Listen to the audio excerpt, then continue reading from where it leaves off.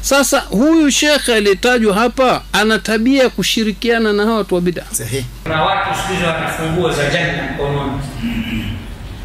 Kuna watu wanakuwa marefa. Na mimi nasema refa ni bora wakati mwingine kuliko baadhi yao. Refa huwa anatembea na kadi mbili, yellow na red. Si wakati wote natoa red. Kweli si kweli?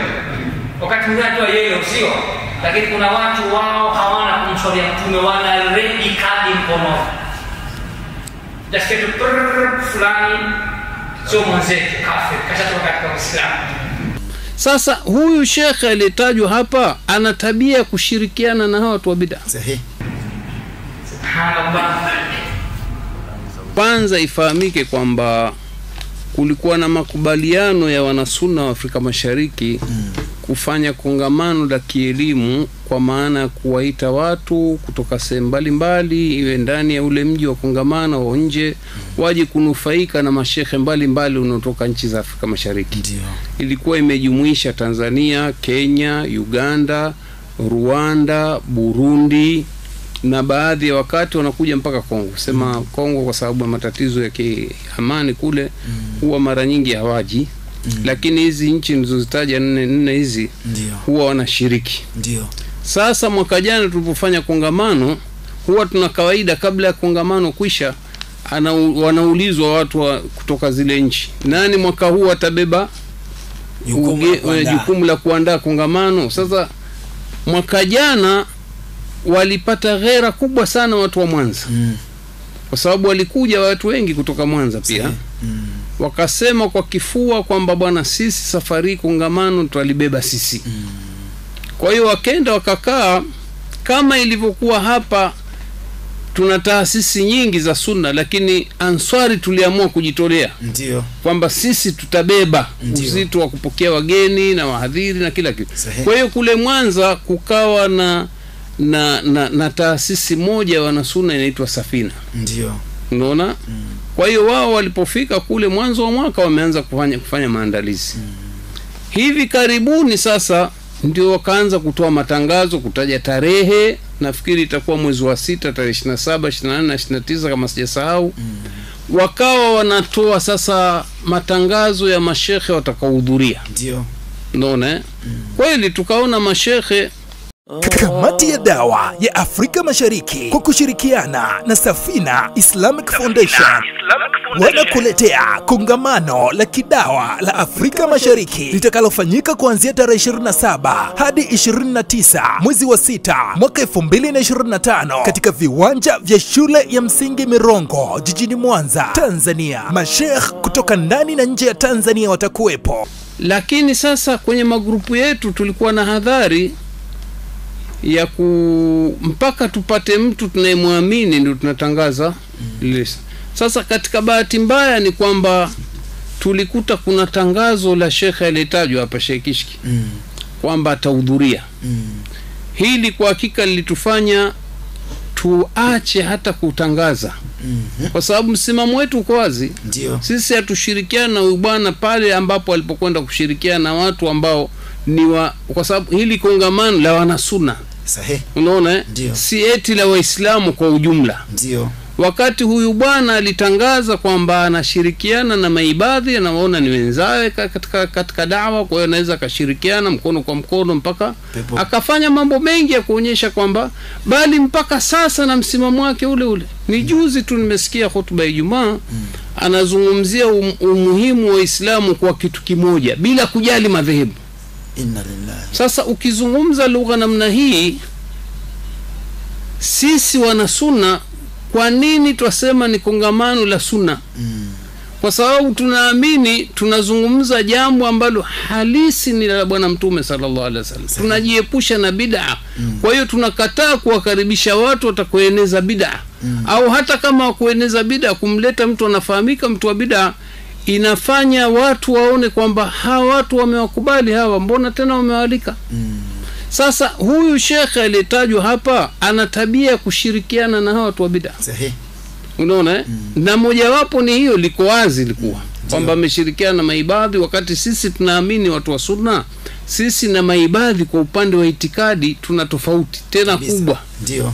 Unaona, sisi tunasema bid'a zao ni mukafira. Kuna baadhi ya mambo ambayo tunaona kwamba wao hawako kwenye mstari wetu, hatuwakufurishi, lakini sasa ni watu wa bid'a, tulisema wazi kabisa. Kuna watu siku hizi wana funguo za janna mkononi. Kuna watu wamekuwa marefa, na mimi nasema refa ni bora wakati mwingine kuliko baadhi yao. Refa huwa anatembea na kadi mbili, yellow na red. Si wakati wote natoa red, kweli si kweli? Wakati mwingine natoa yellow, sio?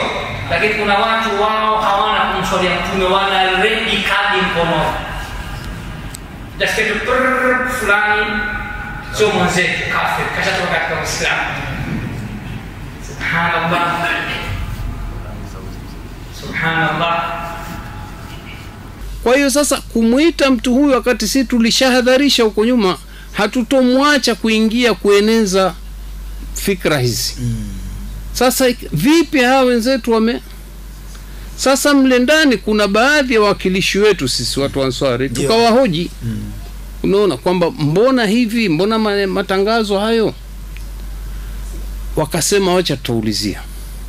Ndio. Kuulizia sasa, yule mwenyekiti, nimesahau jina lake, liliandika mwenyekiti wa ile taasisi, ndio alivyojua kwamba shekhe analiuliza hili swala, akatafuta njia mawasiliano. Hivi ninavyokuambia leo kwenye milango ya saa 5:30 nimezungumza naye kwa simu. Ndio.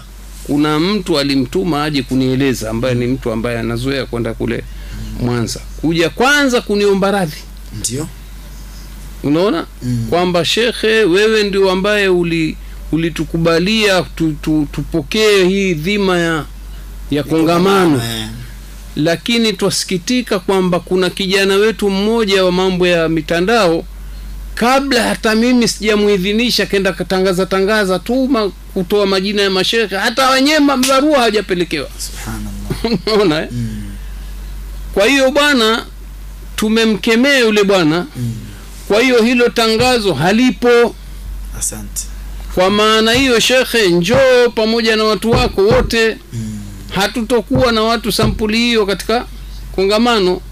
Ndio nimewaamrisha sasa vijana wa da'wa kwamba walitoe hili tangazo liwe rasmi kabisa, kwamba kuanzia sasa tunaruhusu watu wetu, wana sunna wetu wote wa taasisi ya vijana wa Ansari wajiandae na msafara wa kuelekea. Nafikiri tutakuwa kwa Radio Ihsani Irindime inaweza ikazungumza sasa. Na pengine Sheikh Samani, mwisho sasa wa kumkata shekhe huyu. Naam. Si tulisema kwenye ile barua, pindi akirudi katika njia sawa, ndio faba ahlan wa sahlan. Tunamkaribisha. Sisi hatuna tabia kama jadida tukimkata mtu mpaka afe. Akirudi katika njia sawa, jamani, kweli kuna zalla, unaona, niliteleza kidogo kabisa. Lakini sasa akiendelea na inadi na nini, tutabaki hivi hivi.